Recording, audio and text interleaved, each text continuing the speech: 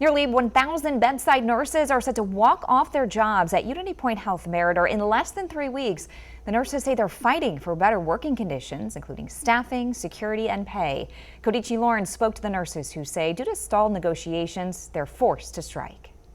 I spoke with a nurse who's been working at Unity Point Health Merida for over 3 decades. She tells me she loves the work she does, but she and her fellow nurses are fed up with management not listening to their needs. We have some key areas that we are really focused on. Carol Lemke is one of the nearly 1,000 bedside nurses set to go on strike May 27th if they don't reach an agreement with the hospital. They gave the hospital a 10-day notice Friday. Nurses are graduating from school, they're entering the hospitals, and they're leaving in the first 1 or 2 years. Lemke says that's partly due to the patient-to-nurse ratio, which leads to burnout. We have to not only chart perfectly, we have to teach, we have to be abused by patients. As a whole, we've been bringing these issues up for the past 2 years since our last contract at multiple different venues, and they still have not been addressed. The nurses are advocating for safety on the job. We want to see increased metal detectors. We want to see the ability to have more autonomy